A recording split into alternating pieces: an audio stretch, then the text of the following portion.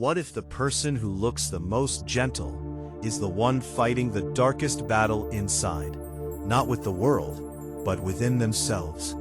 That is the quiet, powerful story of Nezuko Kamado in Demon Slayer Kimetsu no Yaiba. Because Nezuko is not just a demon, she is a contradiction, innocence and danger, warmth and violence, humanity and something that constantly tries to take it away from her. Nezuko's story begins with loss, sudden, overwhelming, and irreversible. Her family is taken from her in a single night, and in that same moment, her identity is shattered. She is no longer just a girl. She becomes something else, something feared, something hunted.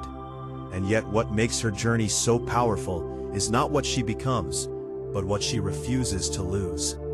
Because even after being turned into a demon, Nezuko holds on to something most would have lost: the ability to feel, to care, to protect. And this is where her true strength lies. Not in her power, not in her abilities, but in her resistance.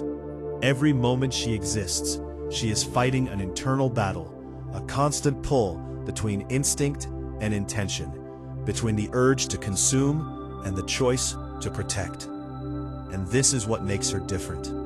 Most demons in her world lose themselves. They surrender to their instincts, allowing their new nature to define them. But Nezuko does something extraordinary. She resists.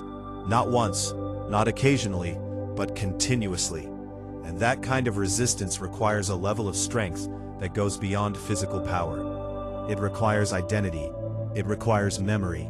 It requires a deep, unbreakable connection to who she was before everything changed. Her bond with Tanjiro Kamado becomes the anchor that keeps her grounded. Tanjiro doesn't see her as a monster.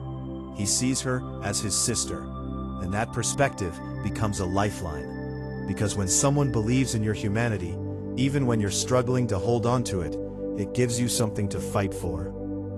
But Nezuko's strength is not loud. It shows up in moments, small, quiet, but powerful decisions. The choice not to attack, the choice to protect others, even when every instinct tells her otherwise. The choice to endure. And endurance is a form of power that is often overlooked. Because it's easy to act when you're in control. It's easy to be strong when everything is aligned. But to remain grounded when everything inside you is pulling you in the opposite direction, that is a different level of strength. Nezuko's innocence is often misunderstood. People see her quiet nature, her gentle expressions, and assume fragility. But in reality, that innocence is not weakness. It's discipline. It's control. It's the result of constant internal effort. She is not innocent because she is unaware. She is innocent because she chooses to be, despite everything trying to take that away from her. And that choice is what defines her. As the story progresses, we see moments where her power surfaces.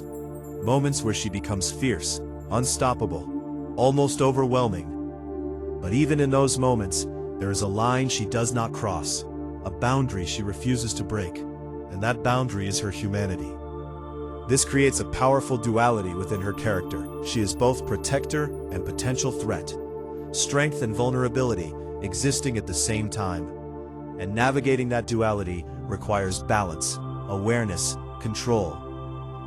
There's also a deeper psychological layer to her transformation. When someone experiences extreme trauma, it can fracture their sense of self. It can create internal conflict, confusion, instability. But Nezuko, despite everything, maintains a core sense of identity. She doesn't fully lose herself, and that suggests something important. Her strength is not just reactive. It is rooted in love, in memory, in connection. And that's why her bond with Tanjiro is so important. It's not just emotional, it's stabilizing. It reminds her of who she is. It gives her a reason to keep fighting, not just externally, but internally. Because without that connection, the pull of her darker nature would be much harder to resist. Nezuko also represents a powerful idea about perception. The world sees her as a demon, something to be feared, something to be eliminated. But that perception doesn't define her. And this reflects a real-world truth.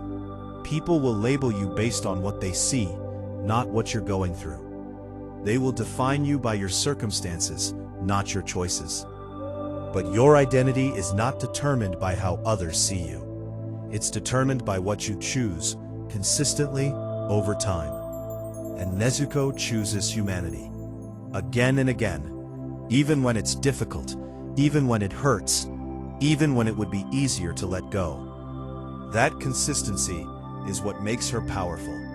Because true strength is not just about what you can do, it's about what you refuse to become.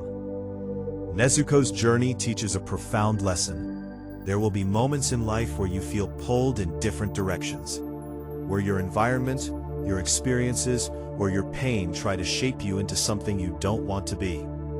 And in those moments, your power lies in your ability to choose. To choose who you are, even when it's hard. To choose your values, even when they're challenged. To choose your identity, even when everything around you is trying to redefine it.